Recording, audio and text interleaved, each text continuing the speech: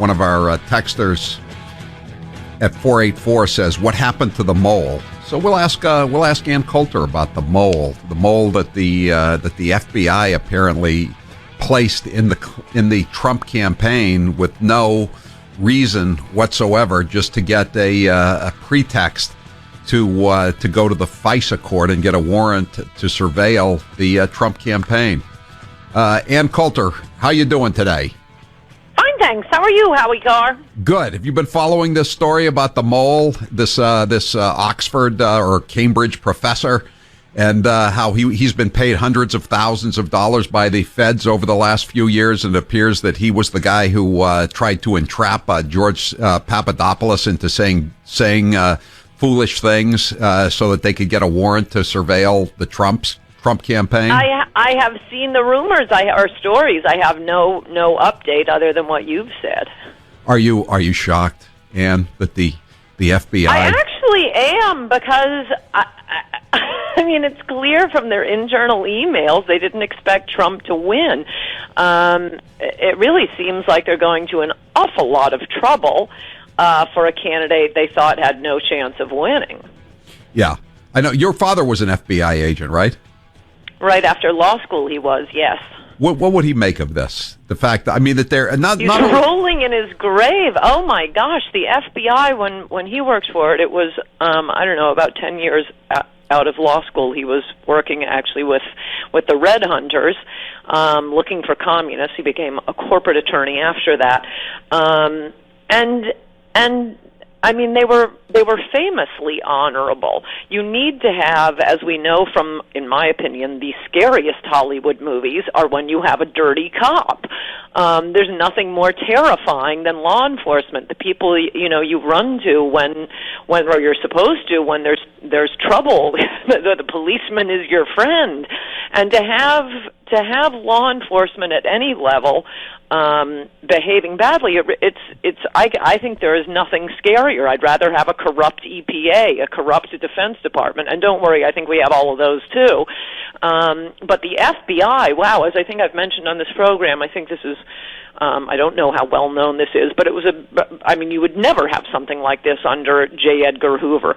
Part of the reason he is so maligned by the left, because he was keeping America safe, but one of his policies was not only were all FBI agents men, but he made a point of trying to hire Catholics and Mormons because he thought they'd never lie. They were incorruptible, the most honest. Well, he also didn't like them going after organized crime because he said there were too many opportunities to be compromised between the money and the drugs and the women, et cetera, et cetera. Little did he realize that associating with Democrats was probably even deadlier than associating with gangsters, apparently. Yes. No, it's really sad what's happened, and I wish Trump would come home from yet another foreign trip, making Israel great again, making China great again. Yeah, but he's not there. He's not there. Other countries great again. Okay, but that's all we're talking about. Can he get back to caring about America? Because wow, there's a lot of swamp cleaning that needs to be done, and this is. People sense this even if they didn't know the details. They just sense the utter corruption. It had gotten to the point that people would have voted, for Al Sharpton just to blow the system up. Both political parties against the American people, and we wanted a sledgehammer in Washington.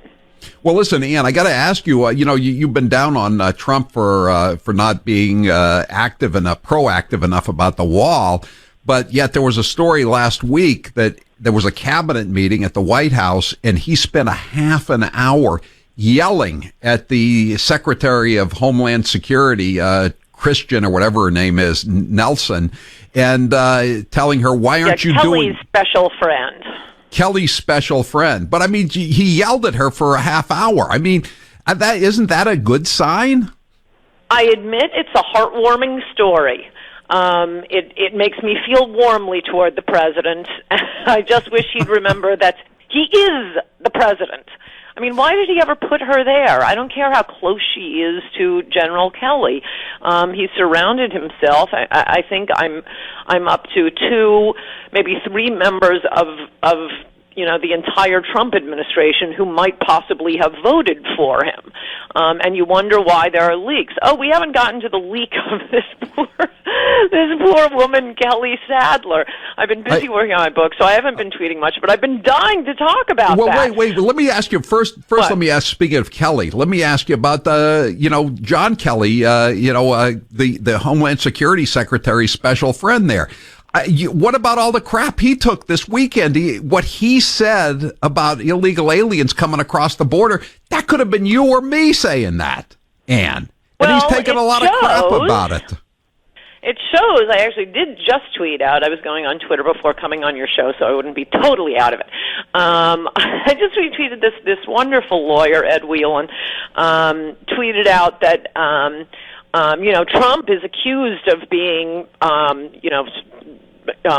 not listening to the other side, so divisive. Well, has anybody pointed out he's nominated 23 failed Obama judges to district courts? He's gotten 23 of Obama judges on the courts. Did Obama put any of Bush's failed nominees on the courts? Okay, Howie, when are Republicans going to give up on this 50-year effort to impress the Democrats with their fairness? Because we never get it back. How many times does this test have to be run? And I think the same thing. That may seem like I'm not answering your question, but it leads directly to your question. I was watching what Kelly was saying. No, it probably isn't something I wouldn't have said. I wouldn't have said, oh, they're good people, they're not criminals. No, they are criminally coming into our country, and they are criminally stealing things that belong rightfully to Americans, government assistance and teachers and roads, and that's even if they don't actually, kill someone in a drunk driving accident. Well, he said... So by being absolutely fair... In fact, I meant to tweet this. Then I go down to make myself some coffee, and there's Luis Gutierrez on TV, denouncing Kelly as a racist. So what's the point of extending the olive branch and saying they're good people, I do the same thing, they're not criminals? You're going to be called a racist either way, so just speak honestly. Well, how about the fact that at least one paper ran a story saying, well, what about John Kelly's ancestors? They came over from Italy and Ireland, and the same thing could be said of them. But Ann, I kept reading the story, and I kept thinking, yeah, but when his ancestors came over from Italy and Ireland, there was no welfare state. Yep. They had to get jobs. They had to learn to speak English. I may write about this week. I am a quarter Irish. That's where I got my taste for liquor.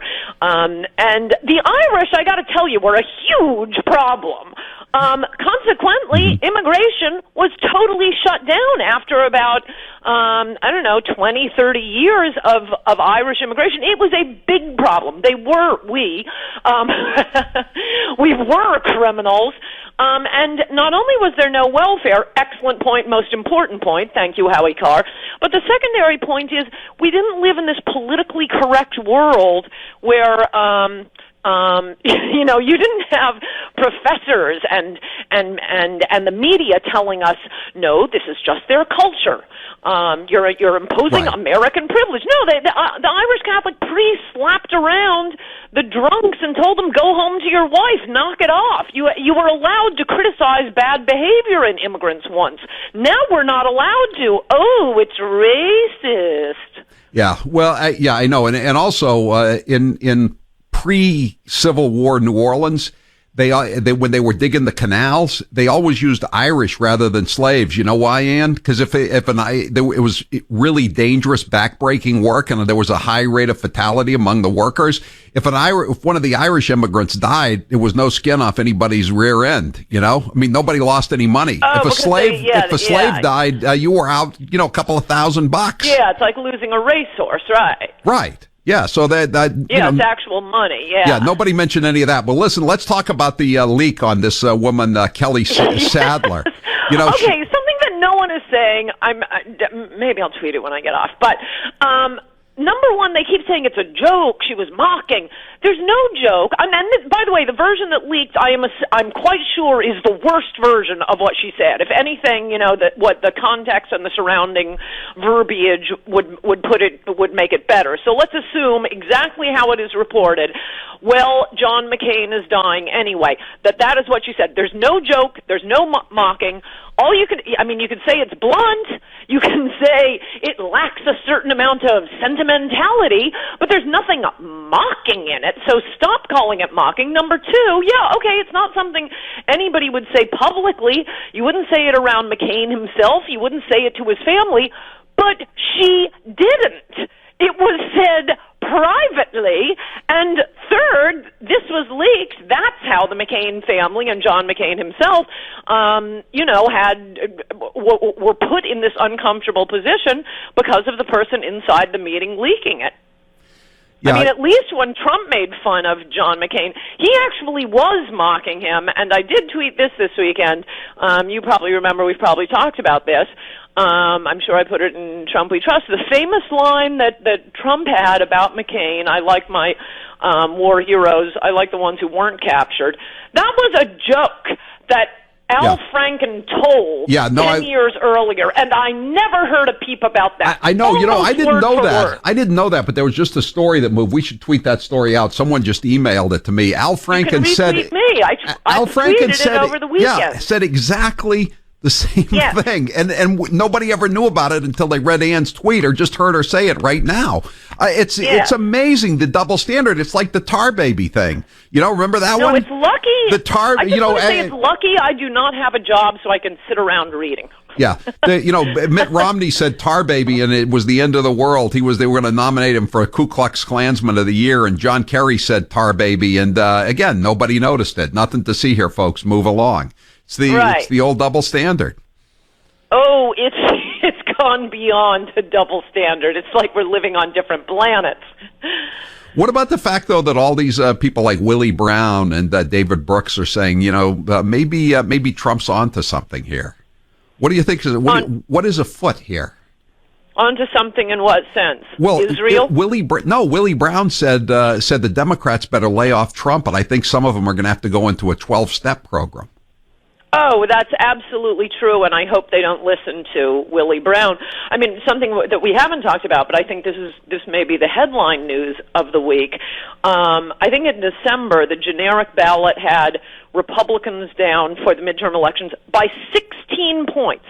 Republicans today are down by 1 point. Right, which means they're going to win. It's been moving steadily. This isn't like one fluke poll. Which is why, something else I didn't tweet, I'll just fill in, I'll get all my tweeting off my chest when I talk to you, Howie. Over the weekend, Ali Velshi said, it was the strangest phraseology, that the generic poll had Democrats up, I forget what number he gave, but he said something like, by 8 points over the last 12 months. Yep. When have you ever heard of a poll giving you the average for the last 12 months? They're trying to hide the fact that the polls have been moving steadily in Republicans' favor, and I think it is because Democrats are going nuts, and I hope they don't listen to Willie Brown. And one last thing before we let you go, I just thought of another. We've been talking about cliches on the left-wing cable news channels.